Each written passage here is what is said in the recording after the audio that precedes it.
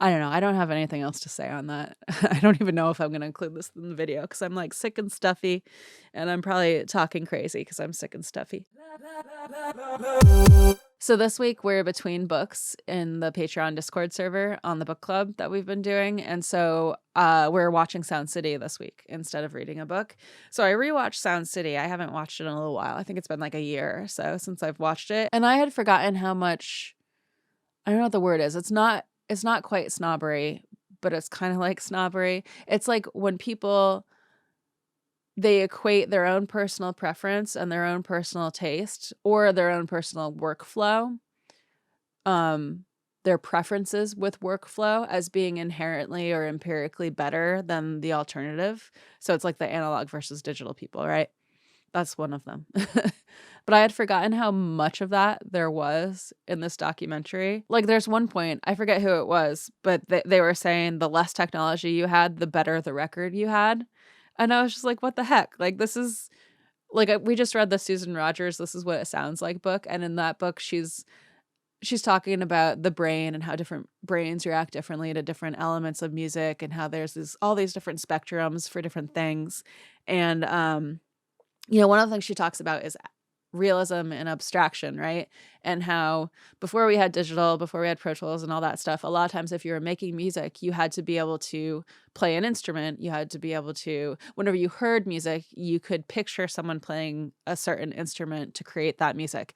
And now with the world of digital, there's all this stuff that's created that you don't have an immediate mental image for what the instrument looks like that the person's playing. And I kind of love that, She equates it, and I just love this idea, but she equates it to art and painting and how back in the day, before we had digital stuff with audio, a lot of the audio engineering job was very like technician oriented. It was trying to make a sound like how it sounded in the room, and that's because analog changes stuff so much, right? So they had to do a lot of like counterbalancing with the high frequencies to make it sound more like it sounded in the room. Whereas with digital, that's kind of just built into it. You don't have to work as hard just to get to that point. You can round it off to make it sound like analog, but that's like a style choice, right?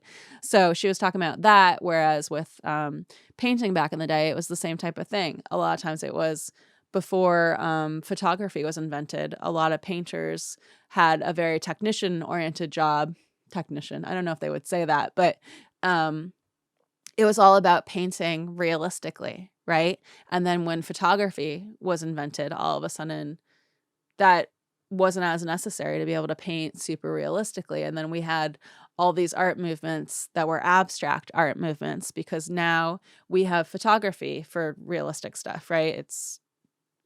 There's still realistic painting and, but photography led to and helped boost the abstract painting movement. So what she was saying with this was digital helped boost this abstract and helped enable this abstract music, abstract audio art movement, right? So she was talking about that in part of her book and how that's one of the spectrums that your preference can lie along, right? So a lot of people will prefer the realism stuff and a lot of people prefer the abstract stuff. And it kind of depends on a million different things, I'm sure, but the one isn't inherently better than the other, right? It's a personal preference. It's like what triggers your dopamine when you hear it, right? And in this documentary, these guys were literally talking about how it's better. Like they were using the word better, saying, saying how awful digital is or whatever. And I get it. Sometimes some people just do that to do that. It's an us versus them thing or whatever. They're picking a side to pick a side. But I don't know. I was kind of like, oh, because I'm like, I'm on the digital side of things. I grew up in the digital era. I don't think of myself as like a musician so much as just an engineer. I spent all this time just doing engineer work. So it makes me kind of sad when these people that, I look up to are talking shit about this other side of the art.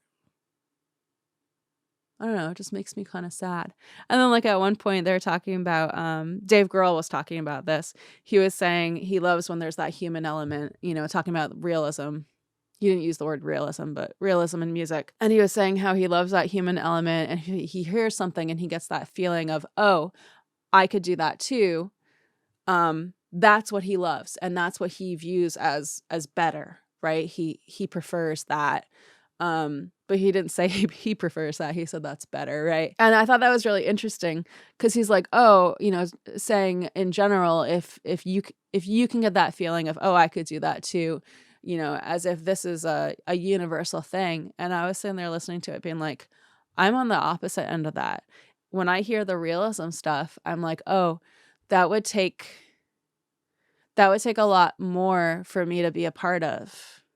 Whereas when I hear the abstract stuff, that's when I get the real feeling of like, oh, I could do that too.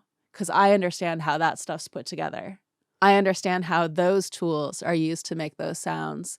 And I don't, I've studied different instruments. I can do the basics on a lot of different instruments, but I'm not, one of those people who call themselves a performer and is like super, super good on a bunch of different instruments the way, like Dave Grohl is, or, a lot of people are. So it was interesting to me that to hear him talk about this like it's a universal thing and it's inherently better, and people getting that, oh, I could do that too feeling. And I'm like, I wonder if that's occurred to some people, that there are people on the other side of the spectrum. I don't know. And I don't know. I forget who the guy was, right? But the one that said the less technology you had, the better the record you had. I was like, what the heck? Oh, I don't know. I feel like no matter what side you're on, right? Realism or abstraction. Abstraction? You know what I mean? It's all legit art, right?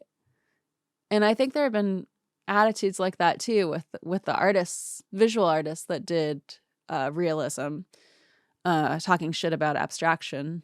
So maybe it's just a pattern that tends to happen. I don't know. But like, if you don't like abstract art, you don't have to like it. But I don't know why everyone has to act like their personal preference is something that's empirically better. Like, is it not enough to just know what you like? Do you have to look down on the things that you don't like? People's brains really are different. I don't know. I don't have anything else to say on that. I don't even know if I'm going to include this in the video because I'm like sick and stuffy, and I'm probably talking crazy because I'm sick and stuffy. Oh gosh. Okay. With that, I'm going to go. Okay, bye.